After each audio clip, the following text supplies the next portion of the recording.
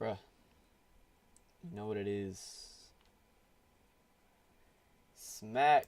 Smack dab.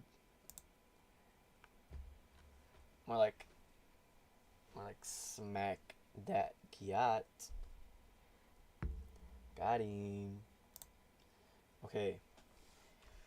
I need to do this and then go to sleep because I have work tomorrow. Finally. So I need to finish. I need to speedrun this. And by speedrun, just sit here for 56 minutes. And yeah. But I can't miss out on this before work. So I'm dedicated to the grind. Dawko. Give it to me, Dawko. Oh. Whoops. Hold on. There you go. Tell me what's in the box. I think as the 10-year anniversary The box. on us, I will give this as I'm gonna put the my gift to desktop the audio. fan base on this 10th anniversary. What's in the box is He's trolling. He's not gonna say what's in the box. This motherfucker's a troll. He's trolling. I didn't put any water in my cup. Hi, Mabel. Oh, Yeah, Mabel. she's the best. What's going on, guys? Dawko back again. Hope you're What's going on, fantastic. guys? And it's the 10-year anniversary of Five Nights at Freddy's. It is Dawko. August the 5th, which means if you've been looking at the list, what the official Twitter has been saying, it's the interview with Scott Crawford, everybody. Interview. Hey, everybody, how's it going? Dawko, good to see you again. Yes, FNAF, 6 years the since real last FNAF. What's interview, up, right? FNAF? Which is Finance Freddy's. crazy. A lot of things have been happening since then, so let's go back a little bit. So the interview was August 2018. So after that, we got Damn, 8 years ago. I thought it was Help 4 years ago. Wanted, Special Delivery, Security Breach, Help Wanted 2, Ruined You're my only DLC. YouTube There's a lot viewer. going on, and of course the future games as well. Yesterday, Steelwall has announced something. I don't know what it is yet because we're recording this, you know, a couple months Yesterday. before. But guys, Oh, with the whatever John? it was, I With hope the you're FNAF very excited interview? for it. Future Dawko, Into the Maybe. Pit as well. Stuff to look Into the so much Pit? stuff to look forward to, and it's really cool that you've done like a week of exciting things for the 10-year anniversary. You know, we've never seen something like this before. 10 years of Five Nights at Freddy's, which is it's pretty crazy, right? Man, I can't believe it's been so long since our last interview. It's been It so really long. seems like just It's been it so doesn't. How long did you say ago it was? 6 years ago? 6 That's years hard to ago. believe. I That's know. impossible to believe. I know, right? Damn, wait, 6? I've actually Did I get that got wrong? a song I thought it was... for you that I'm gonna play for Am I you to tweaking out? celebrate Oh, I am the tweaking 10-year out. Whoops. anniversary. Wait, no. Okay, no, Oh, yeah. this is getting I thought you things said off to a kind 2016. of an awkward start, but I'll let you go on ahead. A song? Okay. Are you No, ready wait, you're for gonna be this? performing. Wait, you're gonna be performing this yourself, or is something recorded? I've got the harmonica right What here. is this Oh, dude doing? harmonica. I've Okay, been- my I've favorite. been practicing this song for over 32 years. Okay. Mm-hmm. So. He's are you ready for 28? this? Damn, I thought he was like 23 maybe. Come on now, Holy, you started 28? this. Right. Okay. go. Ready? I'm really good. I'm really good.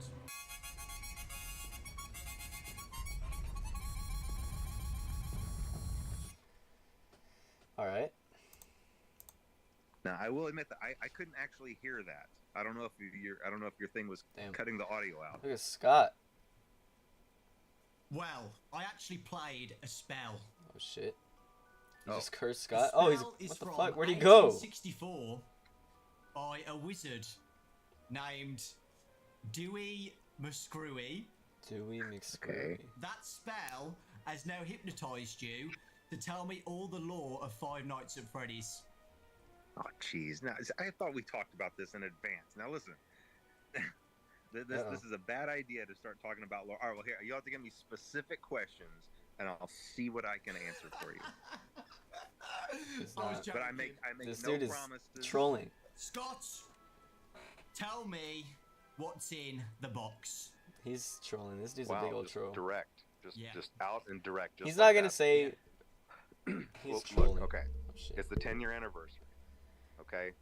And even though I like to be elusive, I like to kind of tease the fan base. I There's like no to- way he's gonna say what's in the and box. I do like there to be an air of mystery about things. Sometimes I do let things go on for too long, and I understand that He said it sometimes changed things already. become not fun anymore. What's in the and box? Things can become frustrating for theorists. So, okay, I think as the 10-year anniversary is upon us, I There's will no give way. this as my as my gift to the fan base on this 10th anniversary, what's in the box is No. He's not gonna say it. Fucking troll, dude. What the hell is this? Oh my god. and that's about it. And that's it, man. God damn it. So like we've been speaking Wait, about 10 we'll get years back to of it. Five Nights at Freddy's, which is Did he a actually crazy say amount what's of in the time. box?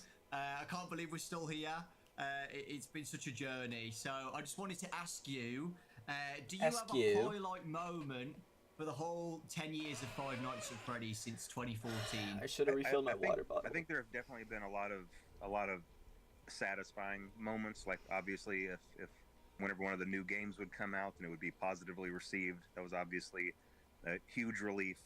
You know, there's never been any goal other than just giving everybody what they were really hyped up about. Because you know, when you see everybody getting hyped up and getting excited, if suddenly something comes out that just is a big letdown, there's no greater fear, I think, for a game developer. So Yeah. that was Talk always about FNAF 3. satisfying and a relief. But I think the biggest highlight was probably just going to the movie theater to watch the movie when it finally came out, because you know, behind the scenes of all of the games throughout the years and behind the scenes of all the books being written and everything else, there was always the movie. The movie was just a slow burn project, even Since starting FNAF as late as 2. 2014.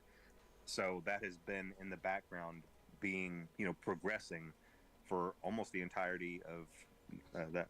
No, not almost the entirety of that first 9 years.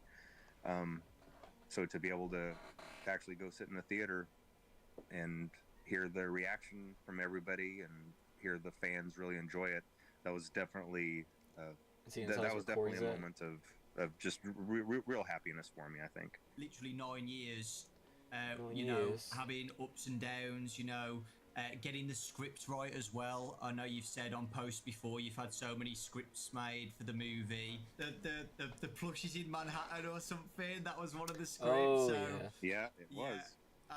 Yeah, I That can shit sounded imagine nice. how, you know, difficult it's been, like, trying to get it all done. You know, I can just imagine, well, I can't imagine it because I'm not you, but, you know, when me, Raz, and Ryan Whoa. and Baz went to a premiere for it and sat down at the cinemas, and we all looked at each other at the end, and we had to, like, we couldn't believe it. And we didn't even make the games. We've been there since, you know, basically day one, but we all said, like, imagine how Scott's feeling right now, you know, just sitting down and seeing it actually, you know, on the big screen. It must be a crazy feeling.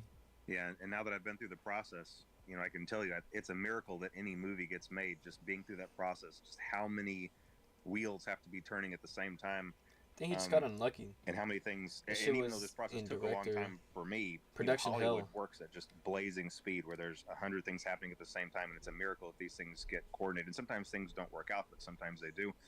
On the day that I was driving to New Orleans, and the shooting was supposed to start the next day, on that drive, I was on the phone. It was like a 5-hour drive from where I was. I was on the phone the entire time trying to finish contracts and finish negotiating points, because there were still open items with there were still things that needed to be resolved with Universal, Blumhouse, the Actors Guild, the Writing Guild. There were just Louisiana. There were all of these things, and any one of them not being settled properly would mean we couldn't start filming.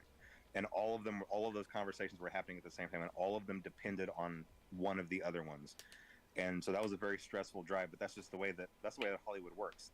There's a million things happening at once. It was definitely a whirlwind, but to see all of those pieces coming AIDS, into place, man, what's up? yeah, it was pretty remarkable. And yeah, like you were saying, just all of the scripts, starting just with 2015. You know, there were a couple of deals that weren't very good that I'm very fortunate didn't pan out.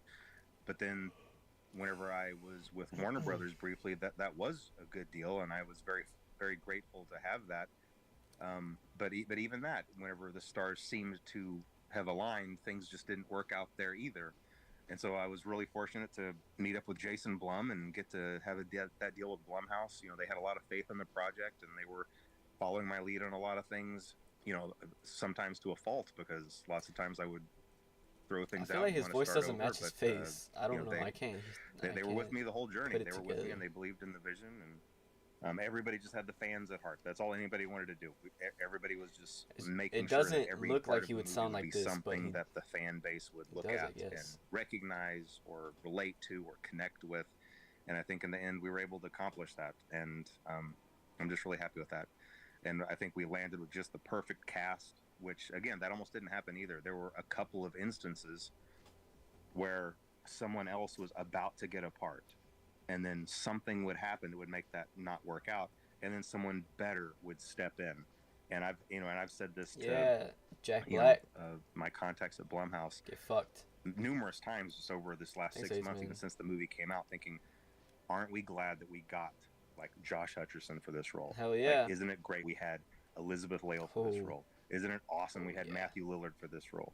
You know, isn't it great we ended up with Piper Rubio for this role? Like every single person that we ended up with was just absolutely perfect in those slots, Goats. and everybody was just a delight to work with. Once again, since I'm new to kind of the film industry, I got to talk to people about their other experiences on other projects, and it can be really scary because usually, from what I understand, every production has one one member of the cast or one person on staff or just one person that causes problems or something like that. We didn't have anything like that. Nothing like that. Everybody was just phenomenal. They were just a joy to work with, and getting to go to filming was really fun.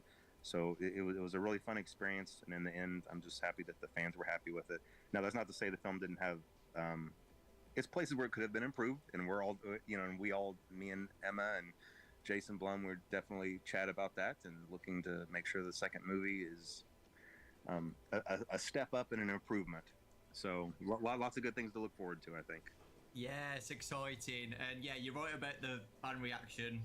The fans absolutely loved it. Like, we all can't wait for the next movie. It's so exciting. I wonder if he. And I'm so glad, like, it's actually happening as well. I wonder how long he took to so the, yeah, the exciting script for the times. second movie. So yeah, you said that you've got a highlight of the 10 years of highlight. FNAF. If you could go back and change one thing, He's gonna say FNAF in World. those 10 years, do you have anything that you would change? You can't say the box. No, the one thing I would change, I wish I could go back and I have one more fucking shot knew at it. I FNAF knew World. he was gonna say really, FNAF really World. do. I know He it does still not like would that probably game. definitely be the oddball in the series, no doubt. But honestly, And FNAF World's good. maybe it would still have been a poor decision in general, but there were just a lot of bad decisions made at the beginning of that project that doomed it from the start. Like, I was making it with mobile in mind, so it was a really slow resolution. I was thinking about it as a game on the phones. I tried to make the whole game on one frame in Click Team Fusion. That just means I wasn't allowing it to be as big as it could have been. I was trying to cram it all together for my own convenience. There were just several decisions that were made that really hindered that. And also, I was in a rush because I was getting a little arrogant, thinking that, hey, anything I make is going to be gold, and I definitely ate some humble pie with that really, really quick, and I learned that is not the case.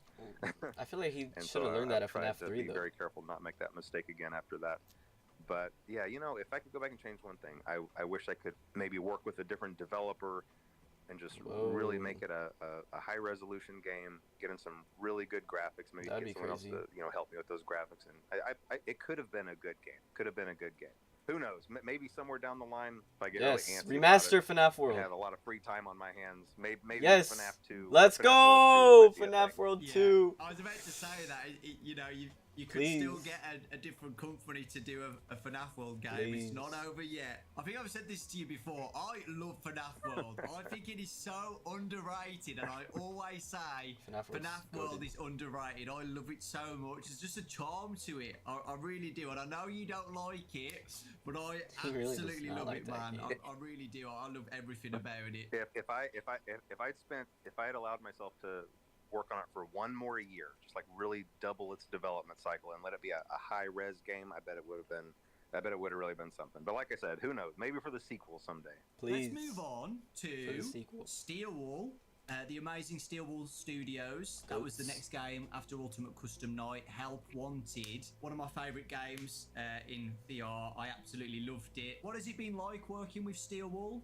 Were you nervous about it? Because I know it's a big thing to, you know, give a company your baby, basically, and let them, you know, do what you've been doing for the past 5 years.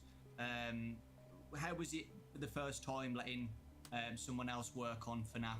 I was really nervous about it. I was really nervous. You know, I went several years still doing it by myself, even after I had the financial ability to pay other people. Again, I wasn't in that mentality of being able to do that. So even though I could have done that, I was still doing things just all by myself, all the way up through Pizzeria Simulator. Yeah.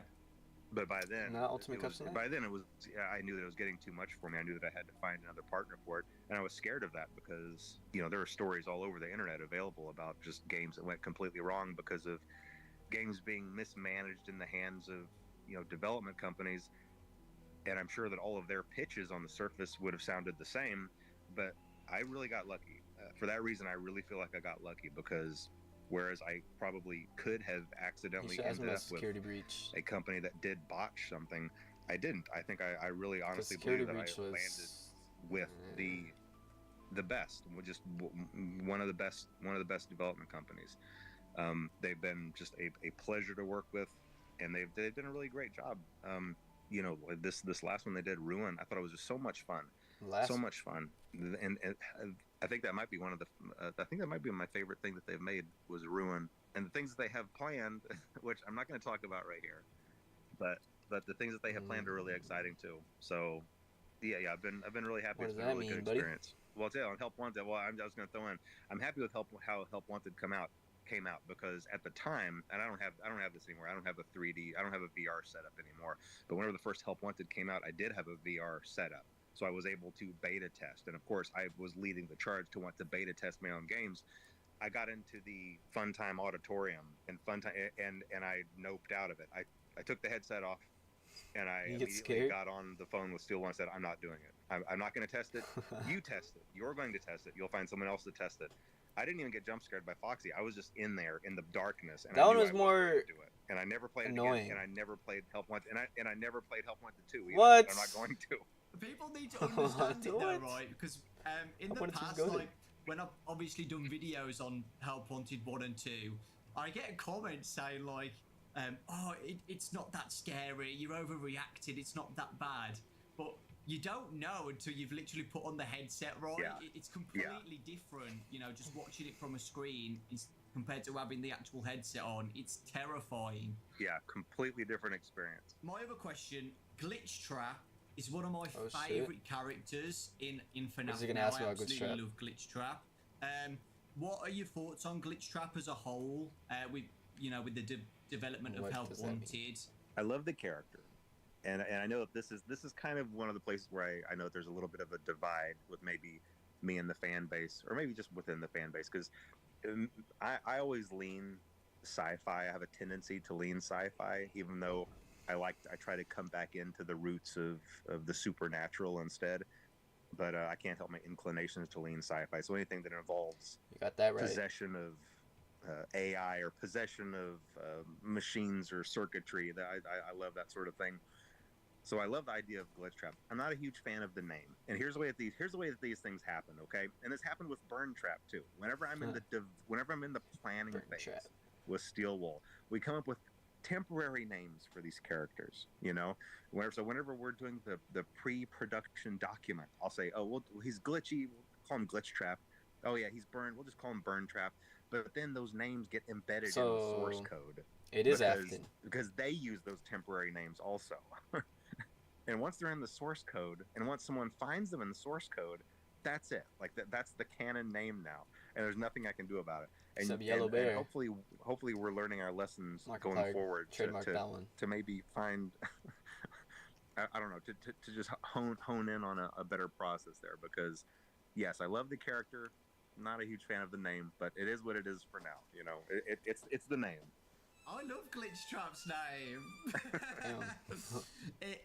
Can you think of a name like on the spot, like what you would want to call him or not? Oh, I have no idea. But you know what? A good example is Mexus, from Ruin. Ah, Now, that was a character where even in just my Mexes. design That's how you of say the it. game, I thought that through and I came up with that. And I'm really happy with it. I really like that name. It's a really cool name.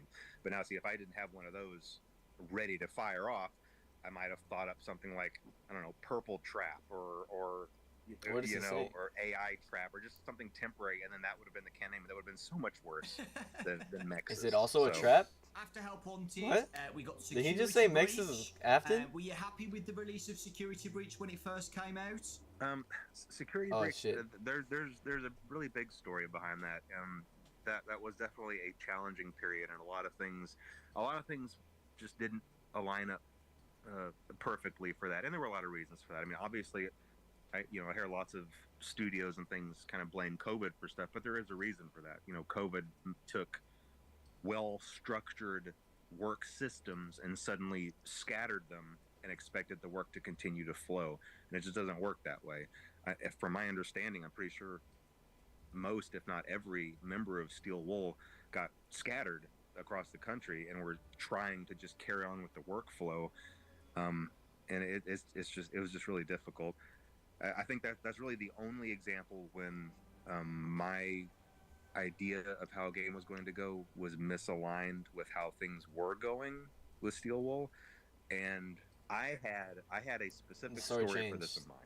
Okay, for Security Breach, I really did. I had a very specific story in mind, and it is very different than the one that got in the changed. game. And I think a part of that is the way that I conveyed that to Steel Wool, because what I was trying to do was I was trying to tell Steel Wool to do specific things throughout the game, put specific items in specific places, have specific characters do certain things, meanwhile not telling them what the story plot was. Because Why was he in my head, gatekeeping that I was shit? thinking, okay, when people find this, they will connect this to this to this, and it will all be revealed. And I thought I could do that without telling Steel Wool the story plot. That didn't work out That was very a crazy well move. because they got all of these pieces and they thought it was their job to connect them in a way that made sense. And so, really, what you ended up having were the same pieces, but telling completely different stories. And since I was trying to kind of tell a specific story with mine that went a certain direction, they were taking pieces I didn't fully understand and trying to craft a story out of them. And again, I don't blame them for that. I blame myself for that, because I guess what I should have done is just said, "Hey, here's the story. Here's why these pieces are here. Here's how they're supposed to connect." And I can give you a Yeah. really easy example for this. That's And, what he and gets I'm, for I'm gatekeeping. hesitant to say this because I don't like messing with the lore. Oh, But I think shit. in this case, it's okay. When it comes to Burn Trap, Obviously, he was. originally Burn Oh, Trap shit, was never mind. never supposed to move. He was supposed to just be something you saw in the corners, or like if you were walking past machinery, you might be able to peek in between two things and see him in the corner or propped up against a wall, So you. almost like What? some kind of decaying movie prop, and you never fully understood what his purpose was. And he had a very specific purpose, and I'm not going to say what that purpose was, but realistically, he never moved. Well, obviously, that's not what we got in Security Breach. What is he Security doing Breach down got a there? capsule opening and purple smoke flowing out, Why and is he climbing down out there? and coming to get you. And so it's just not quite the same thing. So, but anyway, it didn't turn out the way anybody wanted. But hey, whenever that happens, just like whenever I stepped in it a little bit with FNAF World, me and Steel Wool got together. We were like, look, all that matters now is making things right by the fan base. That's all that matters. We all had the best intentions going on. We all wanted to make a good product, and we went in and we made Ruin for it, and I hope that redeemed the game, and I feel like it did, because I think it was really great. And yeah, and anything that we do going forward that continues that story or has those same themes, I think we're just going to be in a much better situation to continue on. So, the Ruin DLC came out a year ago now, which is crazy to think about. Time's going so quickly, and the fan reaction to that was amazing. Everybody loved it, and everybody's looking forward to what's next. The ending of Ruin, with a specific character that came out, a new character The into the Mimic. games, the Mimic. Any thoughts on the Mimic? I cannot share any thoughts on the Mimic, other than I really like that character. This is a character that I really like and I'm really excited about. I think it's a really terrific antagonist, and I don't think it's the last that we've seen of the Mimic. That's all I'll say. Yes. With that, do Hell you yeah. have a favourite character in the Steelwool era of games? I mean, Music Man is too obvious of an answer. Music Man. No, I think all those characters turned out great. In fact, I think this is why it's hard to pick a favorite, because all of them turned out so well. You know, I've always really liked Vanny as a character. I don't think that Vanny was utilized to her fullest potential. No, and she so was hopefully not. we'll see another opportunity for Vanny to return as Game well. We'll turned see. out way different, I bet. Ooh, okay. Moving on to the books. So the books have been amazing. I've been doing little summary videos on the channel with Fazbear Frights. That was awesome. How has it been working on Fazbear Frights? It's actually really enjoyable. It's probably one of the most enjoyable things that I do, because I just get to think up a really scary scenario, and then I create maybe a 10 to 15 page story out of it, and then I have writers that I work with, obviously, and they take that and they really flesh Were it the out, Frights fill books it not out and then? add the details and turn it into a full-length story, and I get to kind of just really see it come to life. So it's been really enjoyable, and that's something that I really enjoy. It's funny because it's one of those things where, as long as I know that's something that's happening in my life, I might be at the gym or I might be watching the show, and then suddenly something will come to mind, and I'll be like, "Oh man, this is gonna make a great story," and I get right home and I start working on it. Do you have a favourite story out of all of them? I think my favorite story it's probably Bunny Call. I know that's kind of an oddball choice, but Haven't there's a read it. reason for it, because He's gonna some spoil of these it? stories are No. based on my real life experiences. Too Bunny bad. Call is not completely made up. I used Oh. to take my family to a family summer camp. Okay, this is one of my two. This is my two oldest boys. Some were book maybe spoilers are gonna 11 they're and gonna spoil 12 the at book the for me, time. but No. I whatever. bet they were 13 or 14. It's hard to It's remember exactly whatever. when this was. But then I had younger two that were just babies still. And whenever we showed up at camp, and we were all in the auditorium signing up for activities, it was rafting and boating. One of the things you could sign up for was a panda call. Okay, and a panda call it's a very deceiving title, because what that meant is that early in the morning, a bunch of the camp counselors dressed as killer clowns would What come into the your hell? cabin and scare the crap out of your kids, and wake them What? up early and drag them off to their daily activities. I think that's And so actually I signed evil. up What the hell? my two oldest, Ian and Braden, my old beta testers, or whenever they, all their Oh, lives they're testing already my games, I signed them up for it. Desensitized. I thought, oh yeah, this will be kind of fun. It was kind of fun until the next morning started rolling around. I started thinking about what I'd done, because then the next morning I woke up at 5 in the morning and I realized they're out there somewhere. Like this is happening right now, and I They're started out listening there for somewhere? screams. What? And I started listening for noises, and I even snuck out and went outside. Like it was dark, and there were crickets Why was he chirping, and I was looking tweaking around, out? and I just thought to myself, somewhere out here in the dark, in these trees, are a bunch of clowns, and they're coming to my cabin. Oh, he was And there. It was a really Oh, that's scary what the sensation. hell? And so then I just went back inside, and I looked at my family sleeping. I looked at my baby sleeping, and my kids That's terrifying. and my wife, and I was I like, bet that "What story have I is. done? Like, what have fire. I done?" That sounds like a good Of story. course, it ended up not being a big deal, because then I just heard a soft knock at the door, and I opened it, and there was a row of killer clowns. I said, "Never mind, you guys," and they just walked on. And so it wasn't a big deal, but it was still a really eerie feeling like I had signed up for something that I'd regretted and I couldn't undo it, And so I based Bunny Call on that. Oh, that's awesome. You said that you've got relatable stories. Do you have a relatable story with Fazgoo? Oh lord. Fazgoo. Look, okay. Listen, anytime there's a series of a whole bunch I wonder of if he's gonna different mention. things, you're gonna have some that I think it was are called great, Flesh. and then some there's like, well, like what was With going Matt on Pat. with this? I don't know how to explain the Fazgoo. I'm sure I had something in mind that was really great, but they can't all be winners. Now I will say a couple of the other ones that had real life connections. Sometimes you hear about people talking about their sleep paralysis demons or whatever. That's never really made sense to me, but now it kind of makes sense to me, and I don't know why it does. Yeah, every once in a while, a person will you'll wake up, but you'll still be paralyzed in your sleep, and for some That reason, I shit's guess in scary. that moment, you're still half dreaming, and so you have a tendency to still maybe see something before you fully wake up. And the blackbird creature was mine. That creature on the Oh, cover of Blackbird is my sleep paralysis demon I because What? I was on vacation, I was by myself, and I don't know what the circumstances were. I feel like I was taking a midday nap, I need to hurry up but on these I books. woke up with a jolt, and for a split second, I saw that thing standing over me, and I couldn't move, and my body was tingling, and I was just frozen up. And I was just so disoriented after that, but I never forgot that, and I knew immediately after that, it's like I've got to get this into a story somewhere, like this crazy looking creature.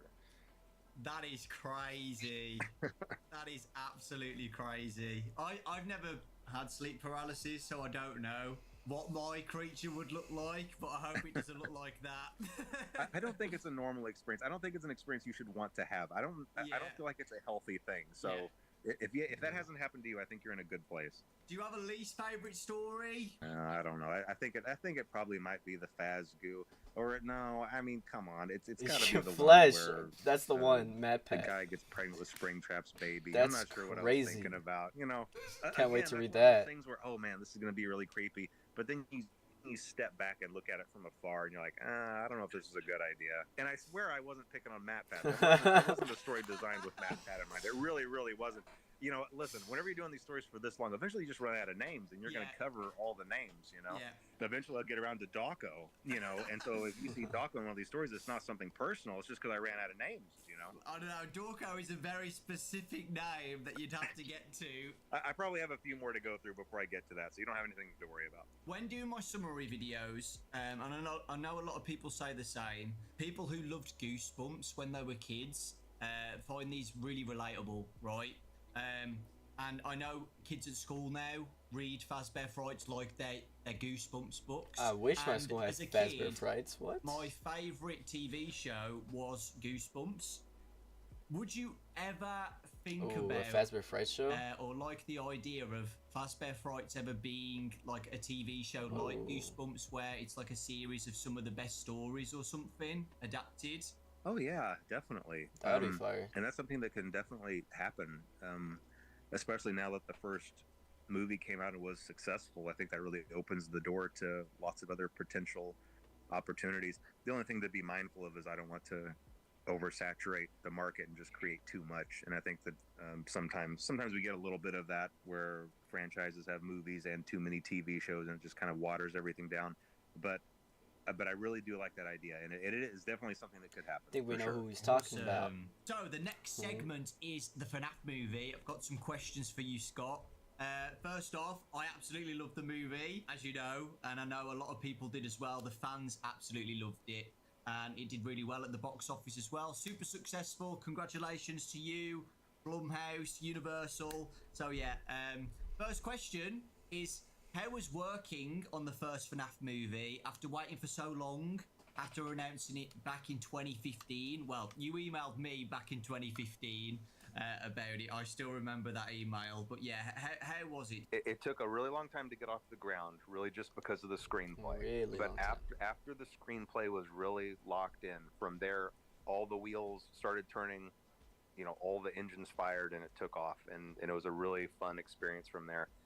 And really the screenplay just had a lot of challenges because of what it was. And it's really, you know, throughout all of those years, I worked with a lot of different directors, a lot of different writers, a lot of really talented people that eventually would end up leaving the project, but still really talented people. And it was really just a matter of there's just material that's difficult to translate to the screen. And one of the biggest issues is the animatronics, obviously being the monsters in the monster movie. If I were to approach any writer of a horror movie or any director and say, okay, here are your monsters, go make a monster movie with them, that's easy. You know, you give them all a knife, you go in, you just make your generic slasher, but just have it be, you know, Freddy, Bonnie, Like, Cheek, and Foxy doing the slashing. Banana Split, I think that's the name of The it. nuance here is that these animatronics wonder if he's gonna ask him are about possessed that. by the spirits of If it was kids, and these are failed innocent script. kids. These are victims themselves. So it's very, very difficult to still have a horror movie, still have those kills that you need, but still preserve the innocence of those kids. And it's a really difficult thing to do. And there were several screenplays that did not hit that mark. And I think I was more cautious about that and more picky about that than anything else.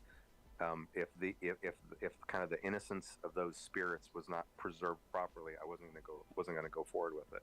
And so, one quick example is the way that we were able to have a couple of kills in the movie was obviously the vandals. You have a group of people who are breaking in, they're disrespecting the place, they're trashing the place, they're there with bad intentions, and then you combine that with the fact that these animatronics are, the spirits in them are these kids that are basically very confused and lost, animals backed into a corner, and kind of left with this impression that adults are out to get them, and then you have these violent adults. I thought they turned into animals, and so it allows you to have that kill count while still being like, well, I can kind of see how that might happen.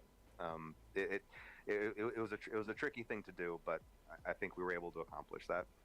Manipulated by William Afton still as well. Yeah, right? That's right. That's absolutely right. The drawing on the wall was also kind of this layer, this blanket of manipulation over them all. So all those things combined, you could see how these actions could happen while it not necessarily being the fault of the kids. With the fort scene as well, I loved the fort scene. I know some people were a bit confused by that, like why are they building a fort? But I got it straight away.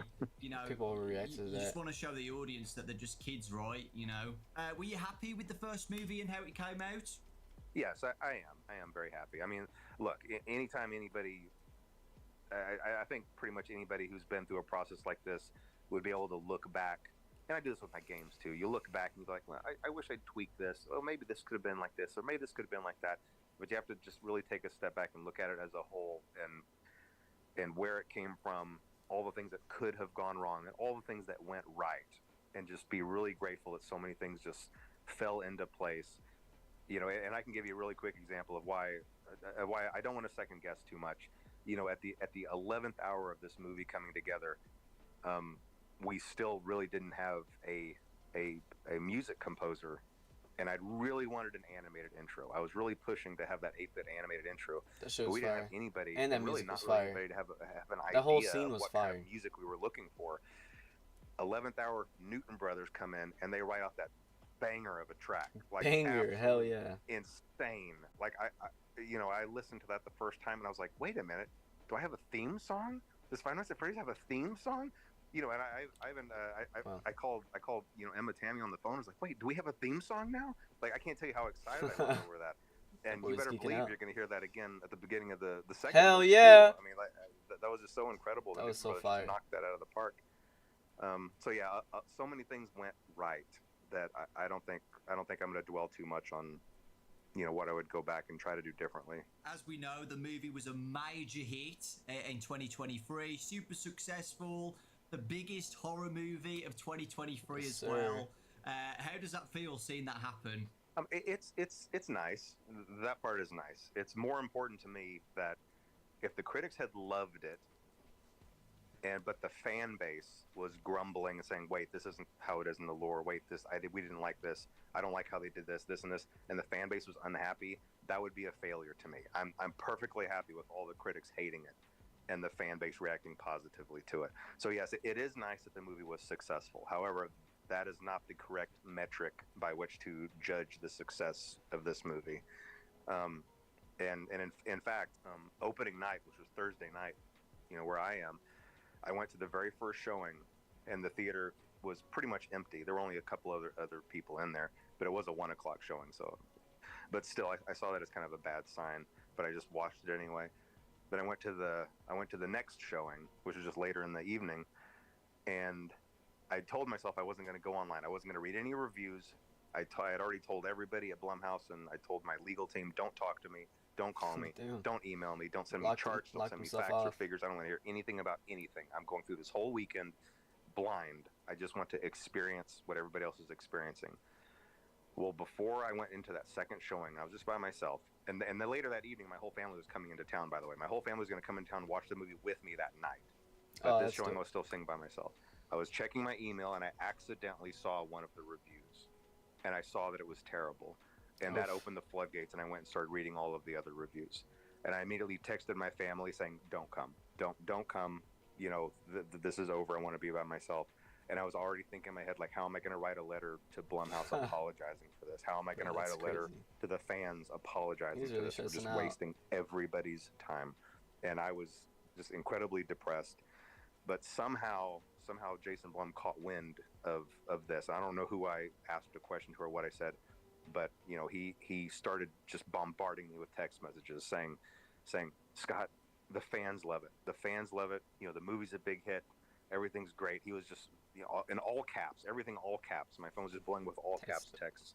And so he really talked me through that to try to encourage me that even though the critics hated it, you know, there was a lot there was a lot to be loved there by the fans. And so then I had my family come into town anyway, and we just sat in a packed theater and listened to, you know, the cheers and enthusiasm, and it really lifted my spirits. But you know, for a couple of hours there, man, I was pretty distraught. I thought the whole thing was just a complete disaster. But it wasn't. But it wasn't. It all worked out okay. You know, it all worked out okay. Yeah. And again, the movie's not perfect. There's definitely room to improve.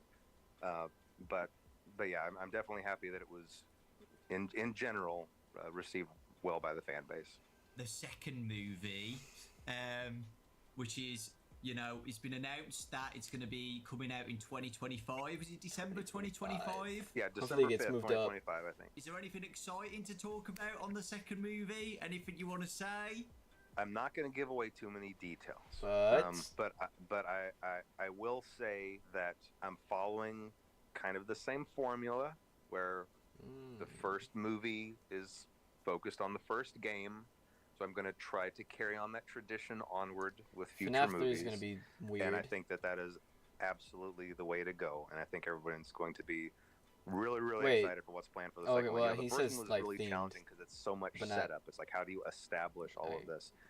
But now that we have that launch pad, where to go from there less came a exposition. lot just more natural. It felt a lot more natural, and we were able to really craft just a really great story, I think. And I'm really excited about it. And I won't say anything more, but I'm really hopeful that everyone's going to really love what's going to come animatronics around look cool. December 2025. From what he's been posting so on his Twitter. exciting. And is Emma back and everything? Oh yes, as yeah, well? Emma's going to be back. She did such a great job on that first one, you know. Yeah, that's really good having the same director. Everything's staying so the now same. we're going to be talking about Into the Pit. Into the Pit. The new game that's coming out by Mega Cat Studios. We just got the trailer, another trailer, a couple like last week. Whoa. And it looks amazing. It looks so good. How has it been working on the game based on a Fazbear Fright story? It's definitely been a unique experience. You know, I first started talking to Meg. I mean, it's been years and years since that game has been in development. And originally, it was just supposed to be a little novelty one-off. Like, oh yeah, here's this little company that makes 16-bit cartridges, and that was immediately appealing to me because I'm all about the Super Nintendo. And so if I could make something that would come on the Super Nintendo cartridge, you know, sign me up. That was the most exciting thing, cool. the most exciting product I'd ever worked on. It was still just supposed to be a novelty, And now it's but not. as the development went on, everybody was looking at it thinking, this looks pretty good. This actually looks really good. And so they just kept on going with it. They could have stopped a lot sooner, and they could have stopped with just a little simple novelty game, but they just kept going. And I kept looking at thinking, yeah, keep going. And they kept going, and I would keep looking at it. It just turned into this big, full-fledged, full-sized game. So we obviously decided to venture away I wonder from how much it's going to cost strictly then. the cartridges, so that everybody can be able to play it on Steam and everything. But it's really unique. It's just a really, really unique game, and I do love that it really gets into just this really gritty these kind of gritty graphics that I haven't seen since, well, I guess since the late 90s, whenever you had those point and click it's in type the games adventures, universe? and you had that real kind of that pixelated art style that can be really creepy at times. I don't know. It's going to be a really unique experience, and I think that everyone's going to really be excited about it. I really do. Awesome. I can't Looks wait fire. to play it. Looks good. How has it been working with Mega Cat Studios then? Oh, it's been great. It's been really great. The ARG I really haven't website. had to give them. I mean, I have had to give them direction, but for the most part, it's been weird. They would go into the hole for 6, 7, 8 months at a time, and I wouldn't hear anything from them, to the point where I thought, is this okay? And I would even I talk to the other people that I work with, like, is this game okay? Is this going to be okay? Are they okay? Do I need to check on this? Do we need to check on them over there? But then I would get an update, and it would just be all this crazy new stuff and all this crazy detail, this fluid animation. It's just crazy, crazy, crazy stuff. And then they'd go back into the hole again for 5, 6, 7 months, and then we just repeat that cycle. But now here we are finally at the end of that road, and I think it's just turned out really great. Like I said, really unique, and I think everybody's going to really like it. The reaction to the trailer has been amazing. All positive feedback about it. Super excited. It was, people yeah. love it. The story Thick- of Into the Pit as well. Thick Spring Bonnie. Into the Pit's probably my favourite Fazbear Fright story. So with all the positive feedback about That's it, the only one I've read. So what do you see for the future of FNAF spin-offs made by other studios in the future? Oh, it's definitely a possibility. In fact, I'd really like them to start working on Fetch. Whoa. I think Fetch would make a really good game after this.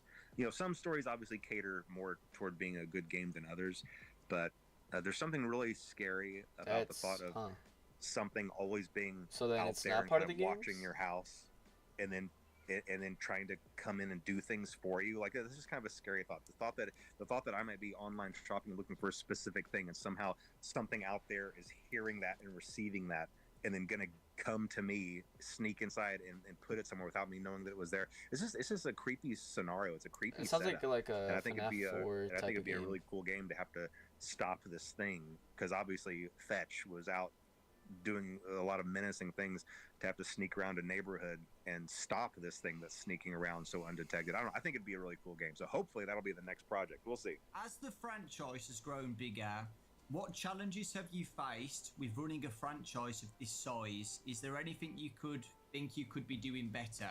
I think something I should have maybe been doing better is I should have had a better structure in place as far as people to talk to the fan base. I've always kept that on myself all during the years, and in the early years, I think that worked great because it was a little indie game, a little indie community, and then me, the indie dev, just chatting with the community and talking.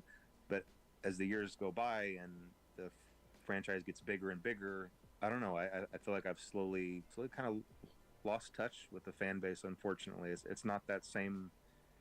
It's not that same relationship that it used to be. I really used to enjoy chatting with everybody and just kind of I don't know, and I guess that's expected, because FNAF is more of a big, it's kind of just kind of a bigger thing now, and it's bigger than one person, and I can't just pretend like I can hop online and chat with everybody and solve everybody's problems anymore. Used to, I kind of could. I could just go in there and chat with everybody and resolve little problems as if it was like just a squabble on a forum. I can always just step in and solve it, but it's just not the same. Now's your chance, and I think that I should Scott. have realized that sooner. And I'm really only realizing that this year, that I really need to have a better structure in place. And the fan base deserves that. The franchise deserves that. The fan base deserves that, to have more people in charge and running a Twitter page and official news feeds. An official news feed, so that there's not so much confusion about what's real and what's not real, and real news and fake news, and is this confirmed, is this not confirmed. I could have avoided years of that if I just kind of had a better structure in place with people to listen to, and like I said, a news feed and someone else to just provide better answers to the fan base. So I'm trying to get all that in place, and I really think I think it would just better serve the fan base. So is he I not think running the everybody Twitter would be account? a little happier if it's not just me trying to jump in and straighten things out when needed. Yeah, I think the Twitter's a great idea. Yeah. We're recording this in June, but it was announced today. The schedule for what's coming out during that week is really exciting and really good. So people can get excited for the anniversary. They kind of know what's coming, which is really exciting. And communication like that, it's people have really appreciated that. So thank you for doing that. And looking forward to seeing what happens next on the Twitter, what they announce. Yeah, and Fortnite. Apart from the second movie to look forward to, And, is there anything else you could hint at for the future? Fortnite. Any future titles or any little hints to get people excited for the future? Come on, Scott. One of the good things is going to be coming from Steel Wool, but The that's announcement? Gonna be, announced Yo, here in this okay. same week that your interview Is is it a going new to game? air. So I think that's it. In fact, I'm not sure if it DLC was right would be good before too. this or right Up after on it. this. Yeah. It might have been right after this. Yesterday. Yesterday. Okay. And obviously everybody knows about the movie. Well, not and anymore, but- Right now, the books are these interactive books, which I read things like that growing up, and so I'm excited about Choose those. your, choose And I've tried your own to adventure. add some depth into those to where you can actually collect items in them and things like that. So it's really not just about picking a path; Oh, it's that'd about be picking cool. a path and getting something, and then going to the other path and being able to use something. So it makes Oh, that sounds cool. Actually. it makes it more interesting and more intricate. But yeah, I mean, that's the plan for movies, games, and books. And I already told you my hope for the next Mega Cat game. And and there is another game planned with Steel Wool, but that's not going to be announced for a Another while yet. game. So I Oh, can't so talk they're about that. announcing But there DLC is tomorrow. something down the No. pipe. 2 days from now. Okay. Even beyond what's being announced this week, there's something beyond. But I can't talk about that. There's more. Yeah, so I won't spoil anything. Holy. But I read the week before, guys, Oh. and it is good. So please, check it out when I it don't comes know out. when that's coming I'm out. looking forward to the Into the Pit one. VIP is the interactive novel VIP another one as well? Yes, yeah. VIP it's one that I did with Scholastic, just like the others, but it's just going to be free. It's specifically for this event. I mean, I might still be included in a box set later down the road, but no, for this week, it was made specifically for this event, by the same author, I believe, as the week before. So if you enjoyed that one, you'll enjoy VIP. And I really love the story for VIP. I'm not going to ruin it, but it might be one of my favorites. So hopefully everybody really enjoys that. That's awesome. I'm pretty sure it comes out before the interview, so Yep. Okay, Yeah. great. But future me, if you're watching, you probably loved it. There is a collab announcement tomorrow from this interview. Yes, there Whatever it is. I don't know, but Fortnite. it seems that you've been more open with collaborations Say it, with Scott. games recently. Oh, yeah, the Funko Fusion? the Funko one as that well. looks Are you alright. more open to more collabs since we last spoke during the last interview? Would you be interested in whatever it is? I don't know, like Fortnite or Dead Oh, by shit. Daylight. Have those popped into your head at all? Or Uh-oh. I'm very He's careful gonna with no, don't deny it, collaborations please. because I want to protect the brand and I want to make sure that Five Nights at Freddy's stays as Five Please. Nights at Freddy's. And there are some games where even if I really enjoy the game, it just doesn't feel like No. it doesn't feel Don't like a say good that. match. It feels like a mismatch. The brand integrity Fortnite's is a the good most match. important thing for me, and keeping everything feeling like it belongs. And so that's really been my only hesitancy. I feel like I am branching out a little bit, and I To am a little Fortnite? bit more open to those things than maybe I was in the early years, but I'm still very careful about it. We'll just see. We'll see how things go. okay. Branching out to Fortnite. Anything Please. else you would like to add No. to I don't know finish if- off the interview? Is Let's see Fortnite a good here. match with FNAF? No, I don't know. I think things are Dead in by good Daylight's a place, good and match, Like I said, so I think that the might- things that are, I think the things that are Is on that the what he's hinting horizon at? Dead are by all Daylight? things to be excited about, and I think that everybody's going to really enjoy. I mean, the Dead things by that the Daylight. He fan didn't. base really gonna I don't enjoy. know. He said it has to be a good match. And I wish I could. It I doesn't wish sound I like could talk Fortnite. about those more, but I don't feel like I can. So, do you think we're going to have another interview in 10 years' time? It doesn't have to be 10 years. We can try to do this a little bit more often. That'd be cool. Every 5 years? Yeah, every 5 years. There we go. Okay. Shaking your hand. Just make it a virtually. regular thing. Okay, awesome. The biggest thing that everybody has been begging me for this interview when I announced it is the box. The box. That Is he is- gonna say it? Everybody just wants to know. Is he actually gonna anything say it? about it? Because it is. It's the biggest mystery out of the whole 10 years of FNAF, I is would it? say. Maybe Midnight Motorist. I think Midnight Motorist would be. But yeah, I'd say the box is the biggest. I don't The know. biggest mystery. I don't know about that biggest. Everybody wants I feel like- even a tiny snippet of Timeline would be the biggest, but something. come on. Help. Okay. What's in the Okay, box? well, I can try to give Come on. somewhat of an. I feel like it answer doesn't to even that, matter anymore. even though it might not be extremely satisfying for a lot of people. So I would encourage people to turn off the interview. Yeah, I don't. if they I don't feel want- like the if box they don't doesn't want an even answer matter that they anymore. might not be happy with. It's been but too. whenever I'm making these games, It's too there outdated. are a lot of things that are in my head. Is he gonna that say are what was originally in the flowing box? Ideas, and when I have them and put them there, it's the first half of something. It's like a string or a rope, just like reaching out, and I know that what's there on the other end is there. I trust that it's there. I know that it's there, and then whenever I progress forward, the rest of that just reappears. The rest of it appears and just fits into place perfectly. That's how all my games have been made. I feel that there is something there, and I make the roads to get there for that to be revealed. But then sometimes when things do progress, the roads aren't always the same roads as the ones that had been planned before.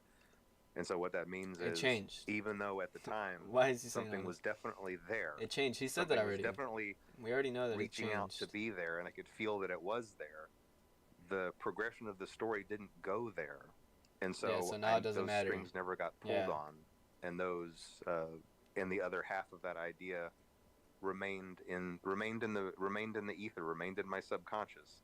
All of that to say, there is something in the box, Uh-oh. but I never pursued it, and I don't know if I can find it again. And what? And I think that that's the best answer What? that I can possibly give for that. Nothing's, bro. Scott, thank you so much for the interview. I mean, myself and everybody really does appreciate it. just a We're little looking bit. forward to the future.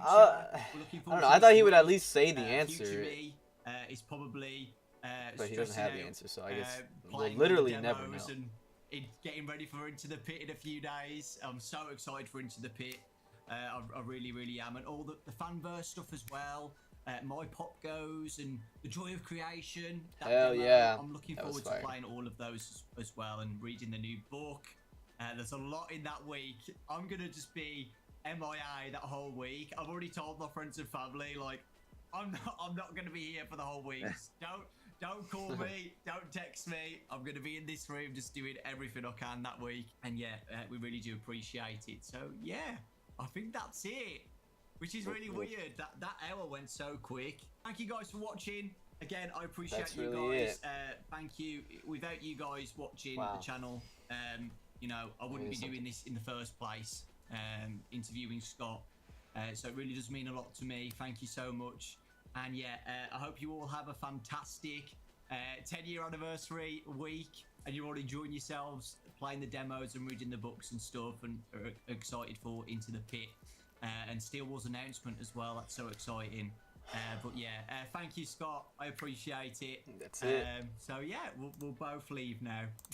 All right, sounds Do good. it, Thanks do for it. having me, Dawko. Talk to you later. Thank you, Scott. Bye, guys. Thank you. I mean, I don't know what I expected. I would have at least thought he would have the answer to the box, but no, he didn't. Most important thing would probably be he said that the collab, it has to match FNAF. That he doesn't want it to be a mixed match, which it kind of like debunks Fortnite, because I don't know if FNAF fits in Fortnite, but it fits in Dead by Daylight. So there's still Dead by Daylight. And then he said that the theme from the first movie is going to be in the second movie. And I feel like that was it. I don't know what else was that important. Oh, he said they wanted to make a fetch game too. But that's it. Yeah. Well, that's it for me. I have work tomorrow. Dead by Daylight would be fire. I would not be disappointed by that. I think Fortnite and Dead by Daylight would be the only two that I wouldn't mind. If it's anything else, then it's kind of like a letdown. But, I mean, I guess I won't know until I see it. I'll have to see it at work, so hopefully I'm not disappointed while I'm at work. But that's it for right now. Tomorrow, hopefully I'll be able to actually do the stream stuff with the book. But like, I don't know how hyped I am for that book. The way he described it, it sounded pretty cool, actually. But I don't know. We'll have to see for tomorrow.